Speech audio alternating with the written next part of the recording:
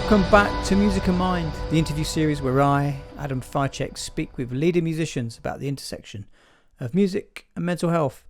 Today, I'm joined by Kingsley Hall. Hi, Kingsley. Welcome to Music and Mind. What are you up to musically right now? Hello, Adam. Thank you for asking me on your show. That's appreciated. I am musically. We just got back from playing in Rennes in France last week, and we've got an album coming out in March. We're going to tour it in April. Very exciting. It's our second album. Nice. So you're playing live in France? Yeah. It wasn't a holiday. I very rarely go on holiday these days, to be honest. Every time I go away in cold for one night, 2 nights, and see the inside of a venue and a canteen and a hotel room. And then I get on a plane back and land at an airport and then drive 5 hours and get home. It's very exciting. It's not a holiday. That sounds very glamorous. Yeah, it is glamorous. It's the glamorous world of rock and roll. Yeah. Do you like playing in France? Yeah, to be totally honest with you, playing anywhere is really exciting. So, playing in the UK is amazing. Anyone who puts us on, find fascinating, and I find them like they took a chance on us. Really, I find it amazing that they actually pick us to play for them. But playing in France, I've never been before doing these bands and things like that. I've never really been abroad, apart from going on holiday to Mallorca or something. So getting to go to somewhere like Rennes, or the week before we were in Reykjavik playing Iceland Airwaves Festival, and then this year we've been to Netherlands, Germany, France, Belgium, etc. It's just it blows my mind that we're allowed to do this. These are never places that I would ever have dreamed of going. Who would dream of going to Rennes?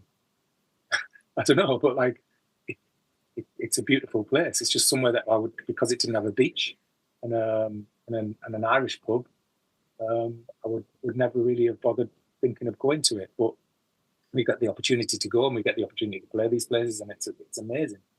And with a band like ourselves, who are kind of, we tend to have quite a colloquial grip on everything. So a lot of our words, a lot of our lyrics are kind of localized, not just to the UK, not just to England, not just to the northeast of England, not just to my town, but to actual postcodes or streets. So, there's certain things that I would say that would not be knowledgeable to people from 10 miles away. So to then get the chance to go and do this in France, where the language barrier is a bit more severe than playing in Birmingham, is amazing. And that we go down kind of so well, again, it blows my mind.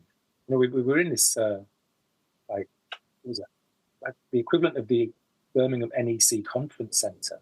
Wow. It's this festival called Tonic Music Hall. And it was 3,000 people. It's easily the biggest crowd we've ever played. We usually struggle to get 100 people to come and watch us. So to have 3,000 people who don't speak our language just getting into it is, blows my mind. And it's amazing. I'm very lucky for it and very grateful for it, and I appreciate every second. Yeah. What do you reckon it is? What is it that kind of translates across language barriers? I don't know. With France in particular, because we do. I'm not gonna say that we have a massive fan base in France or a massive following in France, because we don't. We've played a few standout gigs there, and we've had some really good press there. I think there's a couple of things that they like about us. The language thing. The language things I find interesting. So when we play in the UK, more so in England, less so in Scotland and Ireland, but when we play in England, a lot of the audience tend to stand there with their arms crossed and nod along and agree politically. So they'll be like, "Oh yeah, I understand. Oh yeah, I understand exactly what he's saying here. Oh, very clever. That's witty. Haha. I agree with the politics on this one. Haha. Yeah, we're good plan." That sort of thing. But when we go to France, they couldn't care less about that. They couldn't give a shit. So it's like they enjoy they identify with maybe the passion or the anger or the intensity of it all, but also they kind of just like letting rip and nodding, and finding that beat and finding that rhythm and just going for it a lot more. There's less crossed arms. I think they call it, my favorite French, there's two French quotes I like about us. One of them is we got called Le Grand Claque, which is just like, it's kind of the big wallop, Le Grand Claque. So they like that. They like the fact that it's like loud and aggressive and, well, it used to be loud and aggressive, should I say, But then we had a review of our album in the French newspaper Libération when it came out, and they described the album as like being trapped inside a cement mixer with an angry English warehouse worker that's on fire, falling down flights of stairs in a high rise. I was like, okay, wow, I'm all right with that. Does that summarise it? It perfectly summarised that album. 100%. That's exactly what it's like. It sounds intense. It sounds good. Yeah. Do you prefer playing abroad then rather than UK? As I said, I'm just grateful for playing any show. Yeah. So it's not really. I think it seems, when I say this to my partner, it seems glamorous playing abroad. So we played the south of France. We played a little island in the south of France, or we played a beautiful little village in Tuscany, and played Reykjavik, and we've done these, Berlin, Cologne, all these beautiful, amazing cities and things like that. And it sounds glamorous. In Paris, oh, you played in Paris, oh, fantastic, Paris. In Paris, we spent an hour trying to get parked, because it's very difficult to park a Mercedes splitter van in the centre of Paris when all the parking spaces are approximately 6 foot wide. But we did it. But it took us an hour. And then we sound checked, and we sat in a venue, and then we sat outside the venue for an hour, and then we played the show, and then we sat in the venue again for another hour eating our dinner while the band was playing very loudly, so you couldn't hear anything. And then we got in the van, and then we drove outside of Paris, because Paris is an extortionate city to get a hotel in. Drove outside of Paris for an hour, and then found a cheap ibis, and that was it. So we didn't see Paris, didn't see anything. I didn't see the Eiffel Tower, Champs-Élysées, didn't see any of that. It's not, you'll know yourself, this business is not as glamorous as it may seem on the surface. Yeah. Where did it all start for you? Where did it all start? In relation to this band? Any band, you as a person and music, not even professionally, if you call it that, or getting into gigs, the industry, but how did music first grip you? How important was it for you? Yeah, I was going to say, because the story of getting into this band is just really boring. I think I've told it quite a few times anyway, and it's just basically just in lockdown we were bored, so we started doing stuff. And to be honest, the story of just getting into music is probably very boring as well. But there you go. I used to just go around my granddad's house on a Friday night as a preteen. They would sort of babysit me, but my granddad was he had a guitar, he had an acoustic guitar, and he had a Les Paul copy guitar, and he had an organ, like a cheap copy Hammond organ, and we'd sit in there every Friday night and play. He'd teach me a few chords, and he'd play House of the Rising Sun, Renada, Hey Jude, and he had a couple of Beatles books and a few books by the Animals, and not many. He went on holiday. I think in the 70s or something. He went on holiday like once to Spain, and he must have saw someone playing flamenco guitar, and he decided he wanted to learn how to play flamenco guitar. But my granddad wasn't really built for flamenco guitar. I think you need quite thin, delicate hands, and he'd spent most of his life either in the Navy when he was in the war, or in mechanic, or making fish and chips. So his hands were not built for flamenco, but they were built for doing slow, half-arsed versions of House of the Rising Sun. Yeah, that was great. So I would just do that. That would be every Friday night. We'd do that, and then about 9 o'clock, I don't know, Cheers or something would be on the telly. We'd sit and watch that, and he'd make me the most sugary tea I've ever had in my life. And it was perfect, and it was, I kind of loved those times. And then I would take home his cheap Les Paul copy guitar and just play at home, making up chords. I don't think, I've never wanted to be taught anything. I got taught how to play clarinet when I was tiny, up to grade 3, which is the lowest grade you can possibly get. And then I think that the teacher changed, went on to grade 4, and I didn't like the teacher, and I was terrible at clarinet. So just give up on it. But it was only when I used to go around my granddad's house and play, and he'd play me this music, and it was just, it was amazing. And he was a great guy. He was, where are you from, Adam? I'm from, I guess North London, and then Milton Keynes, kind of Buckinghamshire area. Yeah, North Land. Yeah, so he's from the East End, Sam. Yeah. From the East End, my granddad. My family's from all over the place. I'm from Teesside, which is in the northeast of England, and we're kind of like a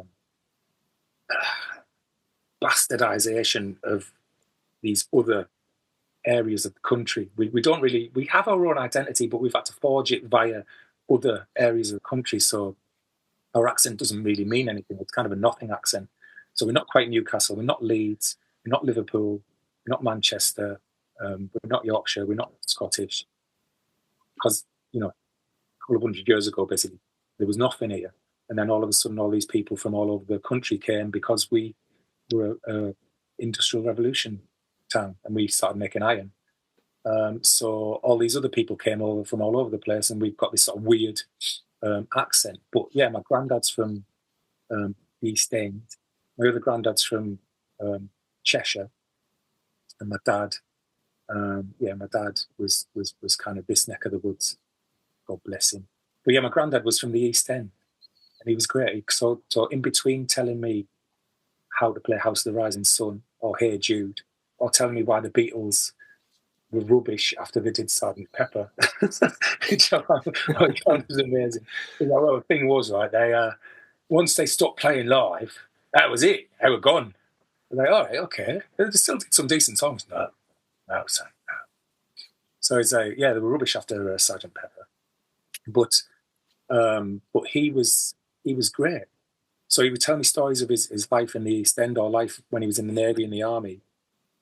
And he was absolutely fascinating. He would put in, he was brought up in Barnardo, so he didn't really have much of a family life.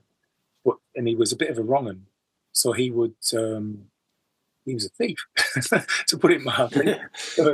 He was like I imagine him in this sort of Dickensian Oliver Twist, Artful Dodger kind of way, but he probably wasn't like that. But in my head, that's what he was. He was like very tall, quite a strong guy. And he told me all these things about, he would steal things from market stalls like fruit and meat and food, and he would put them in the bottom of his pocket. And then he would put on the top of them rotten fruit, like really mushed up, rotten, horrible fruit. So when he inevitably got stopped by the police, they would put their hands in the pocket and they would just get a handful of disgusting, awful fruit and kind of smack him on the head and let him go. Well, yeah, he was amazing. And then he was in the Royal Navy. He was basically positioned above the Arctic Circle, so he was always fucking freezing. And there's a very tenuous, I've mentioned this previously, but there's a very tenuous link to a kind of horrific London crime family. He went to, in the late 90s and early 2000s, he got a check through the post and he couldn't quite work out what it was for. But basically, my granddad's granddad, so going back into the 1800s, was a bit of a philanderer, apparently. And one of his philanderings led to my granddad, and so me, effectively. And one of the other philanderings was, via a few twists and turns, was the Cray twins. So when one of them died, he got a little bit of something in their will. which was kind of insane. This link, I do realise this links in no way to me talking about music. Yeah, but it's all part of the same story, isn't it? And when you go back to those times, what was it about the music that captivated you? Was it the songs you were doing, or was it just really about your relationship with him? It's probably about my relationship with my granddad more than anything. But also, you know, he introduced me. I think with music, you get introduced to, or certainly back then, you would get introduced to songs or artists via members of your family or via your friends. And then as you get older, via going to record shops and having conversations with people instead of the dreaded algorithm of today of streaming, recommending you stuff that sounds a little bit like it. And it's like, oh, okay, it's not quite. There was a brilliant human element to discovering music when I was young. So I would have just been listening because my mum and dad kind of, they were just busy like all the time. You know, we had a chip shop as well. So my dad was, he would leave the house at 7 o'clock, 6:30 in the morning, before we were up to go to school, and then he wouldn't get home until like 11 o'clock at night. So I wouldn't really see too much of him, except on Thursday nights when he came home early and we'd watch Top. But his music, so he wasn't really interested back then in music, or you'd think he wasn't. And then all of a sudden you delve into his record collection and it's just like, you know, a load of Queen, just absolutely loads of Queen. And he even had the tash as well. Like pretty much, in my head, most dads in the 80s had mustaches like Burt Reynolds / Freddie Mercury. Yeah. So he had that, and my mum really liked Barry Manilow. So and I liked the Muppets. Yeah. So so that was that. So that was basically the 3 records in the record collection. So I'd listen to that, and then he'd go to school. He'd listen to, it'd be just whatever was in smash hits, pop music, anything was great. But then going to getting schooled off my granddad, there was all this 60s stuff coming through. And then as you meet people, I would then steal things off my brother. So I would steal his records, I would steal his CD. He had some great stuff. He used to go to the famous Reading festivals, you know, the early 90s ones, the Nirvana ones, and things like that, and Nick Cave. So I'd steal Nick Cave off him. Rollins Band, I really liked stealing off him. That was a great one. I've still got that somewhere. And it was just, and then as a teenager, and we'd go to town and go to record shops, or just even wander through the aisles of Woolworths or something. I don't know. You just look at this world open up. That was amazing. And it was all sorts of things that just grab onto. What was the first big identity thing that grabbed you, kind of adolescent-wise? There's a couple. You'd probably see I'm wearing his T-shirt now while I'm talking to you, David Bowie. And again, this is like a weird, because I didn't get into Bowie via his best work, should we say? Because I think what a lot of people like to forget about David Bowie is that, like, during the 90s, he was, and a lot of the 2000s, he was kind of an embarrassment. Tin Machine, all that stuff. Yeah, he moved in. Maybe an embarrassment's not. Maybe isn't the right word. I don't know, but the music press certainly treated him as such, and like in the public eye, he was seen as just like some has been. And you can go back and think, well, I think what we'll find is he actually destroyed his own career with Tin Machine intentionally, and I'm like, yeah, I'm not buying that. But yeah, so there was Tin Machine, the albums, the 90s albums of Bowie, I absolutely love, like Outside and Earthling.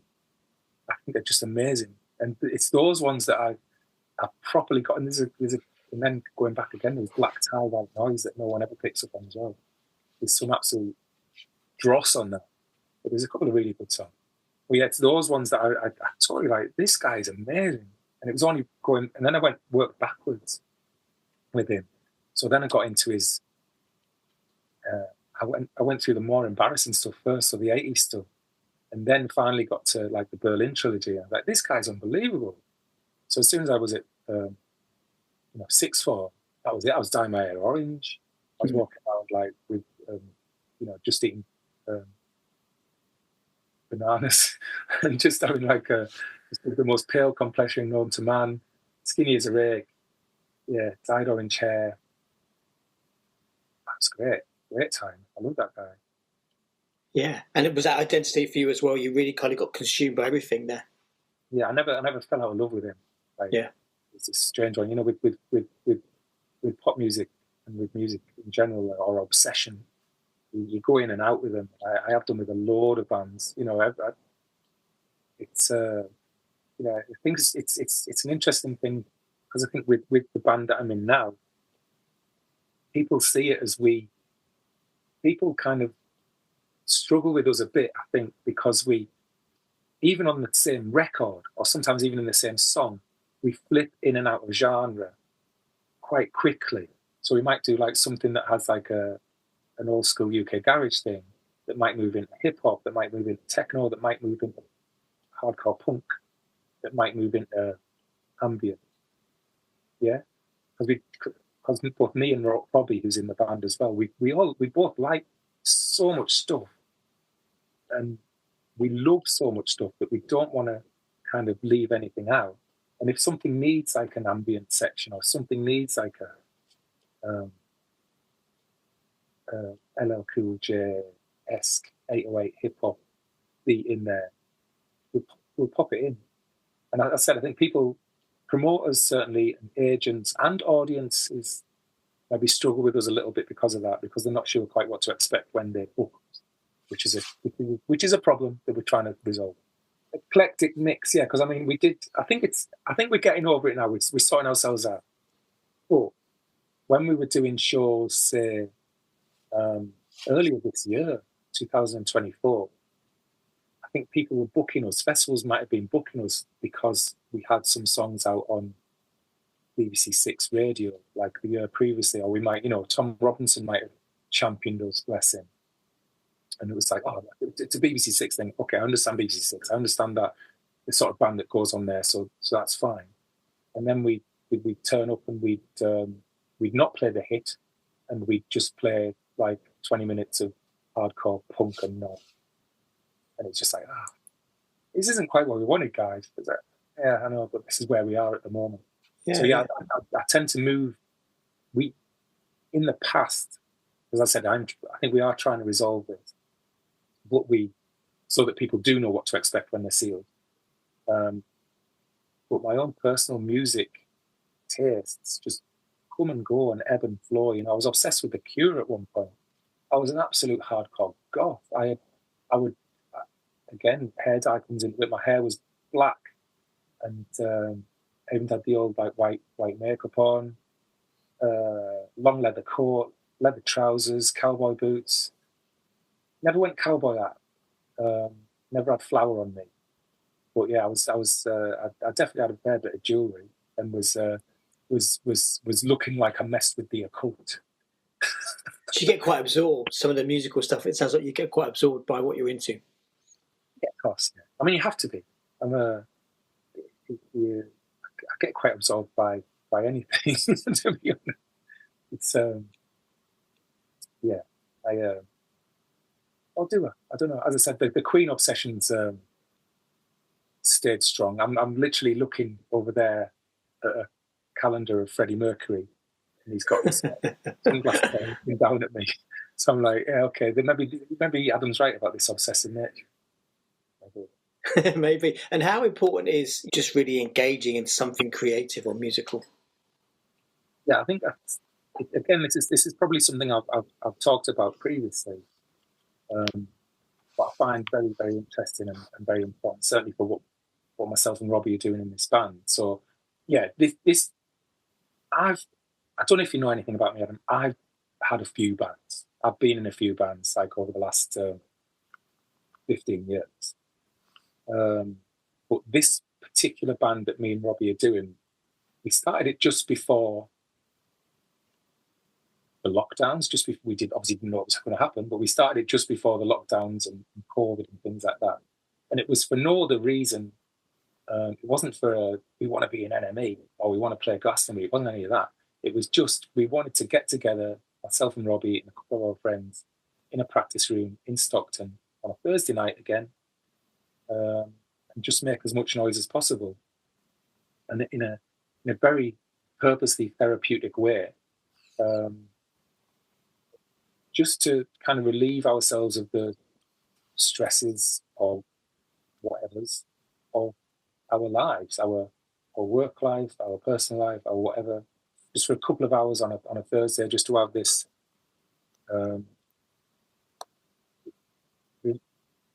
therapeutic noise, pure noise. Like that could be from myself just shouting about anything, or that could be from the drummer just pounding his drums as hard as he can, or from Robbie making as much noise in the synthesizer as possible. Well, yeah, so that was purely about therapy, and it was purely about getting away from the stresses of modern living. And then lockdown happened, and all of a sudden this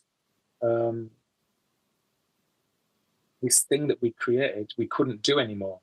This release that we had didn't exist anymore, because we had, we were all sat in our houses, having our 2 walks a day, watching people with flags behind them on the telly tell us what to do, and then walking outside every Friday night and clapping and banging pans.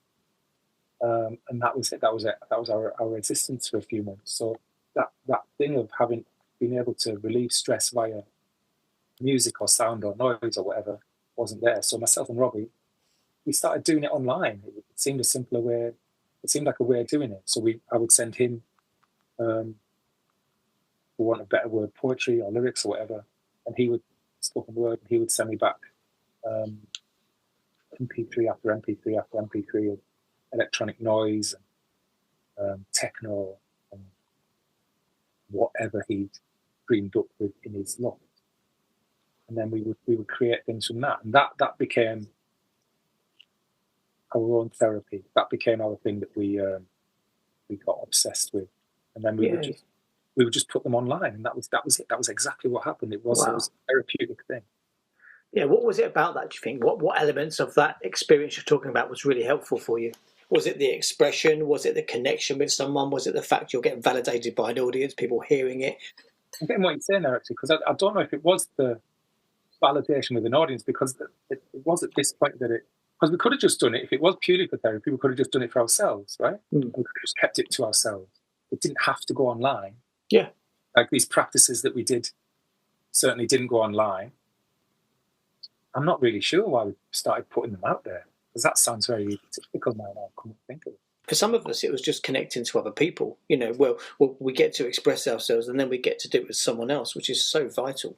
I suppose there was a few things. I think there was that, because it was where it was a huge. I never got into doing things like online quizzing. I never got into like the whole sitting in front of my laptop watching other people do things during lockdown. Or like that dreadful song that celebrities did of themselves, filming themselves doing Imagine, things like that. I never got into any of that. I thought it was all nonsense. Kind of like decided to sit it out and get fit. So I would take I would just go off and jog for however long I was allowed to by the government. But having this thing with Robbie, was important. That was maybe where the connection was coming from, but also maybe putting what we produced out also gave us a chance to have more of a connection as well. And I think, maybe because obviously we didn't get to see anyone at all. People from work. Eventually, I got a job. I was working on the bins, so I did get to see a lot of people on that one. But previous to that, no, we were just sat in the house doing spreadsheets. So it was, Yeah, that's interesting. So yeah. But I suppose putting the music out there was a way of connecting with some form of outside world that we'd lost for a certain period. Yeah. As I said, it kind of just spiraled. It was completely not by design. So we started putting these things out, and the point of the songs and the point of the lyrics, point of the music was to try and talk about what we call current urgencies, i.e. things that were affecting ourselves in our immediate lives. So that could be COVID, it could be Brexit, it could be not being able to cross the street because someone's parked in a dodgy place, whatever. It doesn't matter, or just these sort of like observations of life as we saw it at the time. And the point of getting them, there was a point to getting them out quickly in order to try and maintain that currentness. Yeah. So there was an immediacy to it. There was a very DIY, ramshackle approach to it. It didn't have to be pristine. Yeah. Sorry, I've totally lost the point of where I was going back to. No, it's fine. No, I think what you're saying there is the immediacy of it, and there's something about that which really drives you. And do you think that's a massive motivator for your music now, about just having an idea and rather than just making something, for it to connect with people as well, which gives it importance? Yeah, I think the connection's important. The immediacy's kind of like not necessarily disappeared, because we still try and do things as quickly as possible. But back in those days, got to understand that, Robbie would send me a noise or a piece or whatever on a Sunday night, and I would put the lyrics to it maybe on that night or the Monday, or record them on the Monday and the Tuesday. Do some sort of video, mix them up and try and make it some sense out of it on the Tuesday and Wednesday. Make a video of it on the Wednesday, and put it online on Spotify on Thursday. Video for it on YouTube on Thursday as well. So everything was done very quickly. That's where I would get that immediacy. Nowadays, obviously, with us being in our own way in the mechanizations of the music industry, in a small way, I'm not going to lie, we're not a major label band by any stretch. So it's, but I can't simply write a song on a Sunday night and get it out on the internet by Friday. It's just impossible. The album that we've got coming out in March next year, most of that was effectively written in finished and written by January, February this year, and then we've just been finessing it for 5 months or whatever. So a bit of that immediacy is lost, but we've had to try and adapt, because the band that we were in lockdown certainly isn't the band that we are now. So we've had to try and adapt and change how we can still try and capture some of that immediacy to try and get people's attention 9 months down the line as opposed to 9. Yeah. What do you love most about it, about the whole of that journey you're talking about, I guess, COVID to now?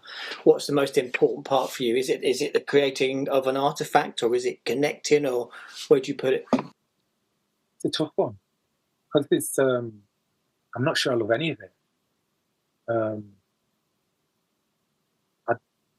I love creating stuff. I love creating music, and it's odd because none of this stuff that we're doing is, and it's the times we're living in, none of this stuff that we're doing is how I would imagine it would have been done even 10 years ago, or certainly not 20 years ago. So, we made an album literally in isolation from each other in our bedrooms, on mics that I got from eBay, on a computer I got online that was refurbished, with everything so fucking cheap. But we did it. And then even this one we've got now with our, on record label and stuff, everything that I've done out of it was in this room, on this mic. It's not very glamorous, is it? But so I never got into it for the glamour. But it is still enjoyable. I still find it fascinating that you can create this thing, this piece of music or whatever, that will connect with a French person, someone in South America, or American, or wherever, some guy 2 streets down the road from me, and they can see something in that, and that gets them on a human level. We're never going to win any prizes for melody or for for winning people over with my virtuoso singing style or anything like that. Never going to win X Factor. But we still, with all this stuff, with all these things that are totally against us, and there's so much more against us than we've been written off so many times, Adam. We still manage to connect with people.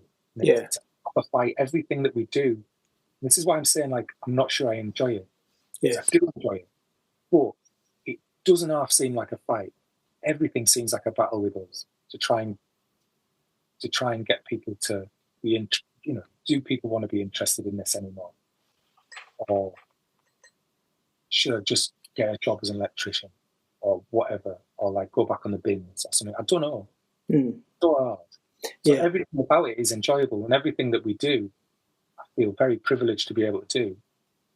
Like going to Rennes last week, we set up driving from the north of England at 10 o'clock at night, got to Gatwick Airport at 3:30, 4, got on a 6 o'clock flight to Rennes. Wow. And we got to Rennes about 8 o'clock in the morning.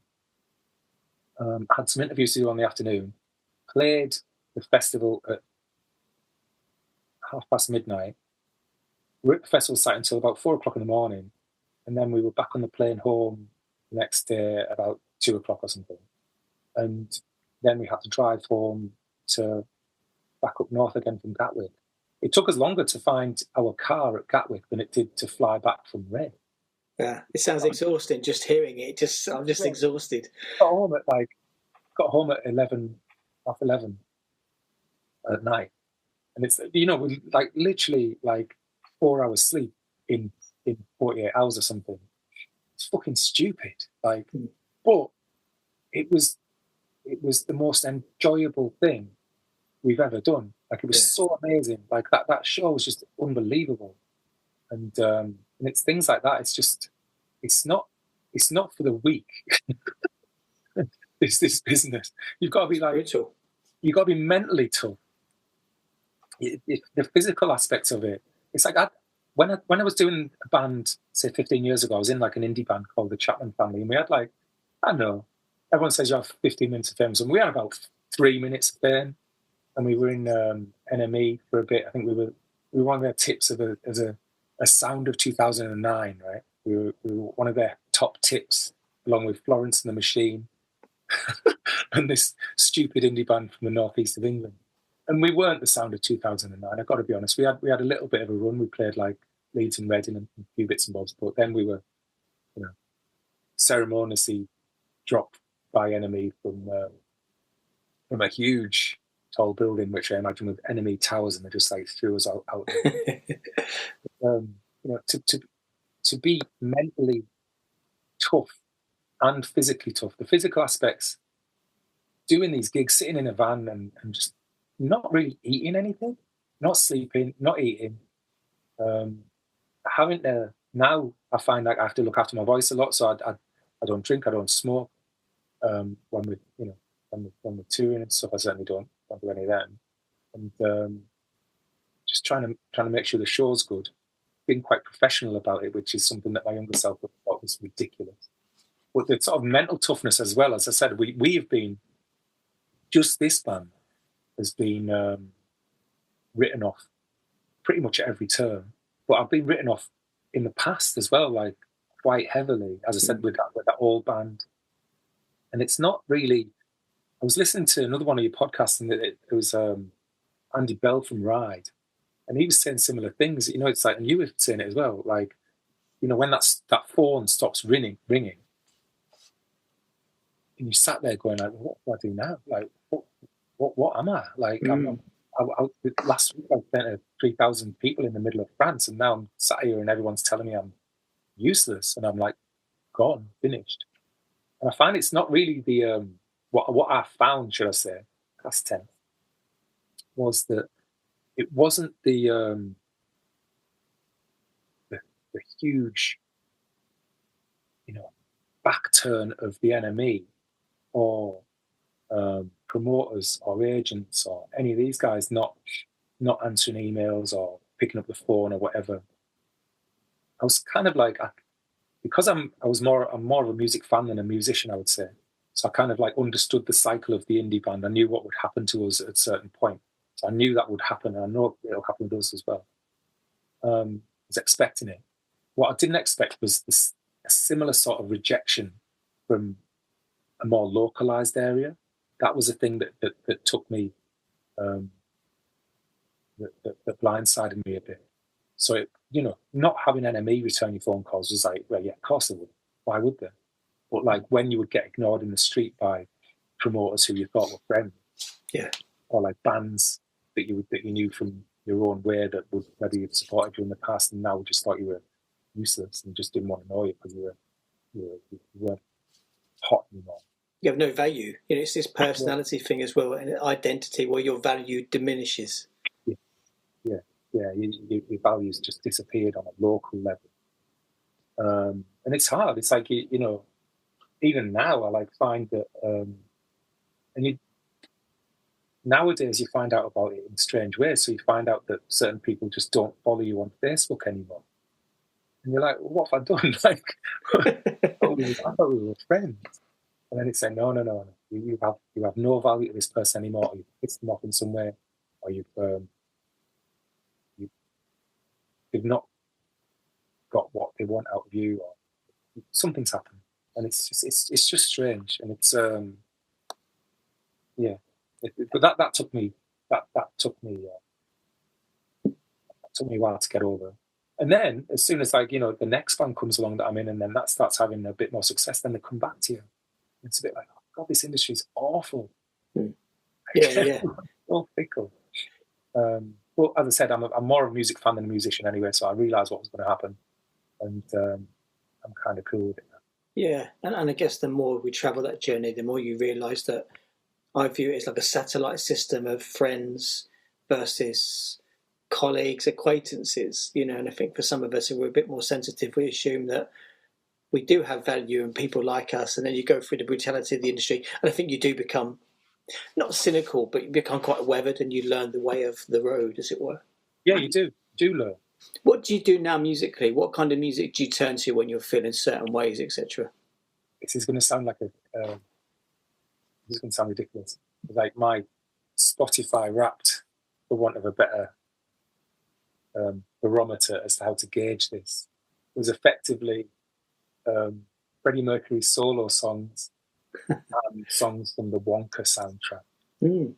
Okay. I've got a 5-year-old daughter who's really into Freddie Mercury. No, she likes. We went to see Wonka. I really liked it. It's all right. Timothy Chalamet, he's got a decent voice. I like him. So Wonka's on there. It's all sorts of stuff. Music doesn't have to be the thing that cheers me up. But yeah, weirdly, I will stress about this Freddie Mercury stuff, right? So I don't know if you don't strike me as a fan of Queen or Freddie Mercury, Adam. I've got to be honest. I don't mind some of it. It's not there for my top band, but yeah, I'm okay. I'm okay with it. Well, this is it, because they're not my top band either. They're like my top worst band. Yeah, I think they're terrible. But I've got like an absolute obsession with them. I've got this Queen stuff littered around this room, and it's so ridiculous. Earlier this year, I was listening to a Queen podcast. I do apologize again, and it was about Freddie Mercury's solo work, which is a kind of a subgenre of itself, of Queen, and it's not something that's very celebrated, which is a shame because it's absolutely magnificent. So so I started listening to his solo album, Mr. Bad Guy, and it's I've become obsessed with it. Again, it's this thing about obsession. I've become obsessed with it for about 6 months or so, and I'm not going to lie, certain songs on the new album have a massive nod to the solo work of Freddie Mercury. So that's something to look out for, pop pickers. I'm really, really trying to sell us to the younger market. The Queen market. But it's a big deal. It's a big deal, I think. I wouldn't mind just. I know your podcast has a slant on mental health and things like that, doesn't it? So that's its main focus, I would imagine. Yeah, maybe, or just feelings and what music does to us. It doesn't have to be negative. What music does, because I just want to say, like, I it's kind of an explanation as to why I've probably talked in a certain way throughout this 30 minutes or whatever. I suffer massively from anxiety and from nerves, certainly from stage fright. But it's not always something that this can happen in a situation like this when I'm talking to you online over the internet, and it can also happen when I'm going for a job interview or I'm sat on a bus or anything. I get massively anxious and I start to stutter. I have a stammer anyway, so I have to try and second guess my words all the time. Sometimes when I second guess my words, I forget what the point I was saying in the first place was. So a lot of the time, probably during when I've been speaking to you, I've forgotten what the answer to a question was. I've forgotten what the question was. I've forgotten what I'm talking about. And it's just, I find it interesting now I'm older. When we play shows, this is the link to music. So these are points of it. When we play shows, I talk about this when we're on stage, and because I forget the words. I have to have certain songs written down in front of me, otherwise I can't perform them, even though I'll probably never look at them. They're as like safety nets, really. But it's not because I can't remember the words, it's because I'm so nervous about trying to remember them that they literally disappear out of my head. So yeah, I sometimes take some time when we're doing performances just to mention this, just to say that, like, look, you've got to understand that I'm kind of scared being up here. This is not a natural place that I feel I should be. Even if it's like 20 people, 30 people, 100 people, 1,000 people, whatever, I find it really difficult. And but the thing is, by saying it, by being open about it, being honest with the people that have come and watch us, by telling them that I feel this way, it kind of gets rid of it. It removes it, so it makes it real. And by making it real, I can grasp it and I can kick it out of the room. And to be honest with you, I should have probably spoken to you about this right at the start of the interview, so that I wouldn't have been more of a stammering wreck. But you're not. It doesn't come across that way. But yeah, I find it interesting and I find it important because after the shows, when we sell merchandise and I'll go to the desk and we sell records and T-shirts, whatever, I invariably get talking to people about it again, and people from all sorts of shapes and sizes will come and talk to me about it and say, like, look, thank you for saying that, because I also feel massively anxious and nervous around people, or certainly doing public speaking and things like that. And it's sometimes like, people who look super confident and look massive. And I think in us, it's with ourselves, or with myself, should I say, it's a funny thing, because I know that maybe social media or with our internet presence, for what it's worth, I maybe come across as, or our music output, I come across as aggressive or confident or, kind of full of it. But the reality of it is, I struggle with it massively. Yeah. So to humanise that when we play on stage, but it's not just about me shouting at you we're all pretty vulnerable. Yeah. It's important to make sure that everyone's aware of it. I think that's great. I think that's a great kind of conclusion. I think that being able to express that in that way, it does really relate to people, doesn't it, on that note? Thank you very much, Kingsley from Benefits. Thanks for listening to Music and Mind with me, Adam Ficek. Make sure you check out the Tonic Music website for free groups, workshops and courses for musicians, music fans and all those in the industry.